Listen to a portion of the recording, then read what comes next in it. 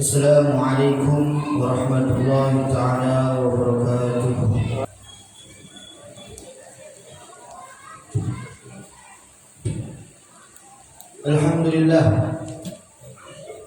Alhamdulillah nahmaduhu wa nasta'inuhu wa nastaghfiruh wa na'udzu billahi min shururi anfusina wa sayyiati a'malina. Man yahdihillahu fala mudilla lahu wa man yudlilhu fala hadiya lahu. Asyhadu an la ilaha illallah wahdahu la syarika lahu. Iyyahu na'budu wa iyyahu nasta'in. Wa asyhadu anna Muhammadan 'abduhu wa rasuluh wa habibuhu wa khaliluh. Salawat Rabbi wa barakatuhu wa salamuhu alaihi wa ala alihi wa sahbihi wa man ihtada bihudahum ila yaumiddin. Allahumma fassalli wa sallim ala sayyidina Muhammadin al-Fatih lima ughliqa al-khatimi lima sabaq الناصر الحق بالحق والهادي إلى صراطك المستقيم وعلى آله وصحبه حق قدره ومقداره العظيم. أما بعد، فيا معاشر المسلمين وزمرة المؤمنين رحمكم الله، أوصيكم ونفسي بتقوى الله وطاعته فقد فاز المتقون. واعلموا أن الله عز وجل قال: أعوذ بالله من الشيطان الرجيم، بسم الله الرحمن الرحيم. يا أيها الذين آمنوا اتقوا الله حق تقاته ولا تموتن إلا وأنتم مسلمون. وقال أيضا في آية أخرى: أعوذ بالله من الشيطان الرجيم، بسم الله الرحمن الرحيم. إنا أعطيناك الكوثر فصل لربك وانهر إن شانئك هو الأبتر. الآية. صدق الله العظيم وصدق الله النبي الحبيب الكريم، ونحن على ذلك من الشاهدين والشاكرين والحمد لله رب العالمين. Jamaah sidang Jumat yang dirahmati oleh Allah Subhanahu wa taala, marilah bersama-sama puja serta puji kita panjatkan, kita hantarkan kepada zat yang pantas untuk dipuja dan pantas untuk dipuji.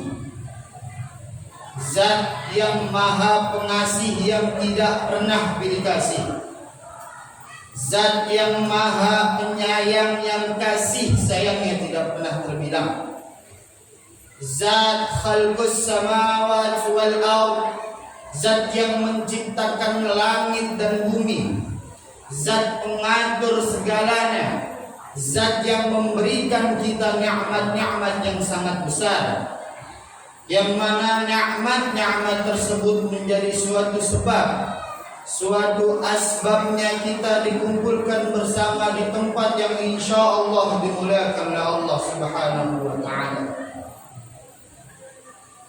Apabila kita menghitung nikmat-nikmat yang telah Allah Azza wa Jalla wa Azamatuh berikan kepada kita, ketika air di lautan kita jadikan tinta untuk menulis, dan batang-batang pohon kita jadikan pena untuk menulis daripada nikmatnya Allah, sedangkan daun-daun kita jadikan sebagai kertas untuk tempat menulis daripada nikmat-nikmat Allah, akan tetapi tidak bisa kita menghitung nikmat-nikmat Allah, karena nikmat-nikmat yang telah Allah berikan amat sangat banyak kepada kita. Nikmat iman, nikmat Islam, dan juga nikmat ihsan. yang mana saya membaca salah satu kitab yang berjudul An-Nur, karya daripada Al-Imam Al-Habib Abu Bakar bin Hasan Al-Attas, bahwasannya Nabi Daud alaihi salatu wassalam pernah berdialog dengan Allah Subhanahu wa taala. Nabi Daud bertanya kepada Allah Subhanahu wa taala, "Ya Rabb, apakah nikmat yang paling kecil di sisimu?"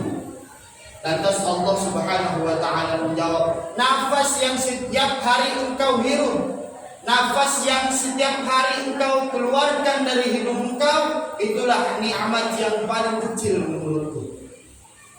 Nafas yang setiap hari kita hirup, oksigen yang setiap hari kita hirup, yang mungkin kebanyakan dari kita menganggap bahwa itu hal kecil, akan tetapi Allah memberikan ini kepada kita sebagai apa? Sebagai tanda bahwa Allah sayang kepada kita.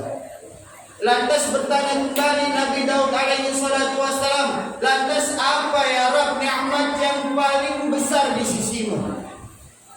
Kata Allah Subhanahu wa taala, "Nikmat yang paling besar di sisiku yang aku berikan kepada hambaku adalah nikmat diciptakannya baginda Nabi besar Muhammad sallallahu alaihi wasallam."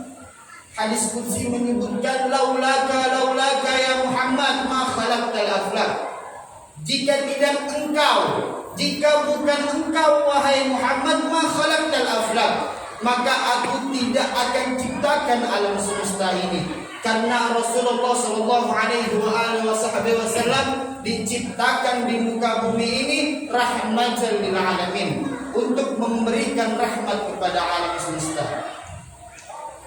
Rasulullah sallallahu alaihi wasallam orang yang paling sempurna, orang yang paling agung, yang paling makhluk yang paling agung, makhluk yang paling mulia, yang mungkin kemuliaannya tidak tertandingi oleh makhluk-makhluk lain.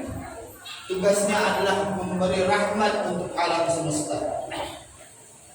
Kita ucapkan kepada Nabi Muhammad sallallahu alaihi wasallam, Allahumma salli wa sallim ala sayyidina Muhammadin wa ala ali sayyidina Muhammad. Jamaah sidang Jumat yang dirahmati Allah Subhanahu wa taala. Mungkin sejak kecil kita diajari oleh orang tua kita, diajari oleh guru-guru kita untuk senantiasa beramal-amal saleh, beramal kebaikan, mendekati atau menjalankan amal-amal kebaikan yang diperintahkan oleh Allah Subhanahu wa taala, dan menjauhi amal-amal keburukan yang dilarang oleh Allah Subhanahu wa taala. Akan tetapi kita tidak tahu bahwa ada perkara, bahwa ada hal yang merusak amal-amal kebaikan kita. Dia merusak salat kita, dia merusak sedekah kita, dia merusak puasa kita, dia merusak zakat kita, bahkan haji kita dirusak oleh hal-hal yang kita tidak ketahui. Baginda Nabi Muhammad sallallahu alaihi wasallam pernah bersabda, yang mana hadis ini diriwayatkan oleh Al-Imam Ad-Dailami dari Auf bin Hatim.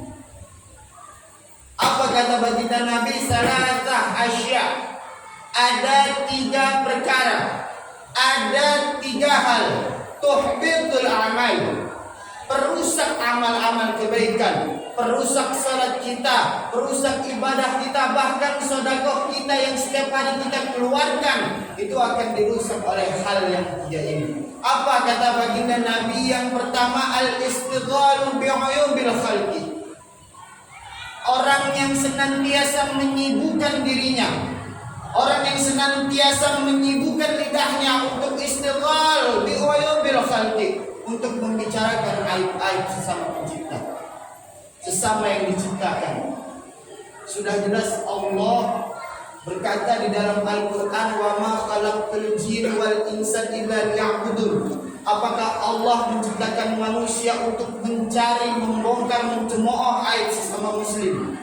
Allah menciptakan kita illa liya'budun. Kita tidak akan tercipta melainkan tugas kita di muka bumi ini adalah beribadah kepada Allah Subhanahu wa taala. Makanya baginda Nabi besar Muhammad sallallahu alaihi wasallam, coba liman sawwalahu aibuhu an uyubin nas. Beruntung bagi manusia yang kekurangannya itu tidak pernah membicarakan orang lain, tidak pernah membicarakan aib-aib orang lain, karena membicarakan aib-aib orang lain menimbulkan fitnah, dan fitnah adalah dosa yang paling dibenci oleh Allah Subhanahu wa taala.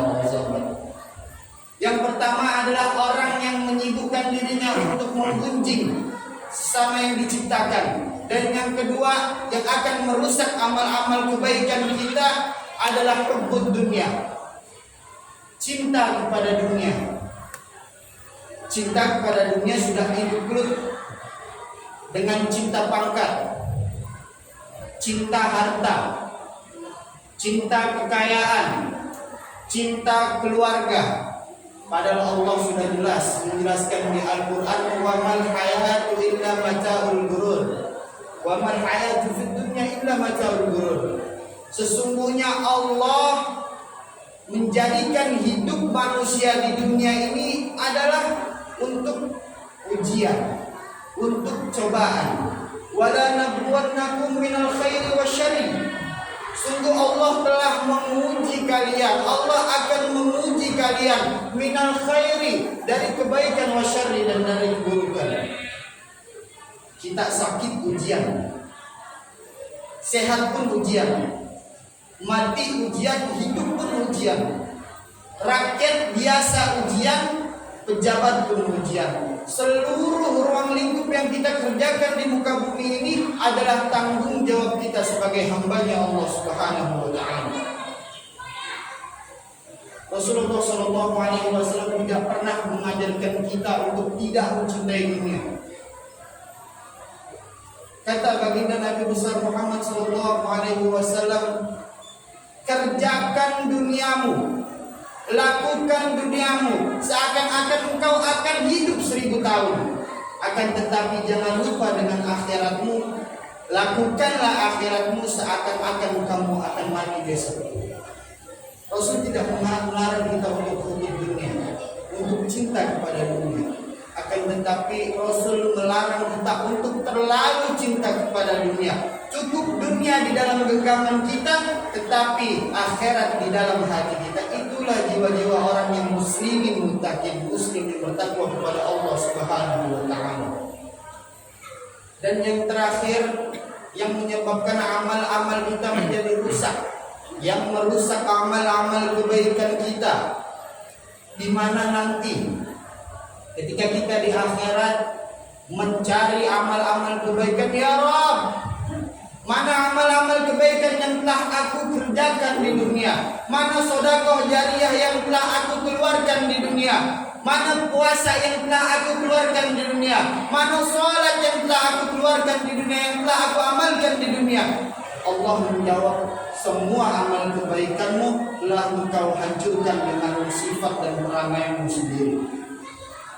Kita tidak dapat apa-apa dari apa yang kita lakukan di dunia. Yang terakhir yang menyebabkan amal kita menjadi rusak adalah qaswatul qalb, kerasnya hati, matinya hati. Hati yang keras adalah hati yang tidak mau menerima rangsangan saran-saran baik, omongan-omongan baik, pembicaraan-pembicaraan baik. Kita contoh, Sayyidina Umar bin Khattab adalah salah satu makhluk yang paling disegani oleh bumi dan seisinya. Ketika Umar bin Khattab lewat pun iblis minggir. Iblis lari terjerit-jerit mendengar langkah kakinya daripada Umar bin Khattab. Akan tetapi dari peramainya yang sifatnya yang keras daripada Sayyidina Umar bin Khattab, ada hati yang lembut, hati yang cepat menerima rangsangan. Hati yang mati adalah hati yang tidak mau menerima saran dari sesama muslim, tidak mau menerima nasihat dari sesama muslim. Al-Imam Hasan Al-Bisri pernah menyatakan bahwa yang menyebabkan hati menjadi mati salah satunya adalah araftumullah wa lam tu'tuhu haqqah. Kita kenal dengan Allah, kita paham dengan Allah, kita tahu Allah Rabbus samawati wal ardh. Allah adalah Tuhannya langit, Allah adalah Tuhannya bumi, akan tetapi tu'tuhu haqqah. Hak-hak Allah untuk disembah dan kewajiban kita sebagai hambanya untuk menyembah tidak pernah dilaksanakan. Mudah-mudahan kita semua senantiasa Allah jauhi dari perangai yang buruk. Allah jauhi dari sifat-sifat yang menjauhkan diri kita kepada Allah Subhanahu wa taala.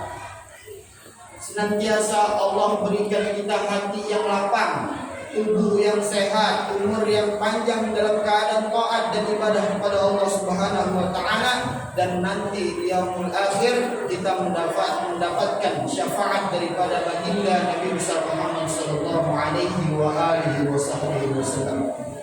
Bismillahirrahmanirrahim. Wal 'asri innal insana lafi khusrin illa alladzina amanu wa 'amilus solihati wa tawassaw bil haqq wa tawassaw bis sabr. Sadaqallahul azim. Barakallahu li wa lakum fil Qur'anil azim wa nafa'ani wa iyyakum bima fihi minal ayati wa dzikril hakim wa taqabbala minna wa minkum tilawatahu innahu huwas samiul 'alim. Aqulu qawli hadza fastaghfirullaha al-azim li wa lakum wa lisairil muslimina wal muslimat wal mu'minina wal mu'minat innahu huwal ghafurur rahim.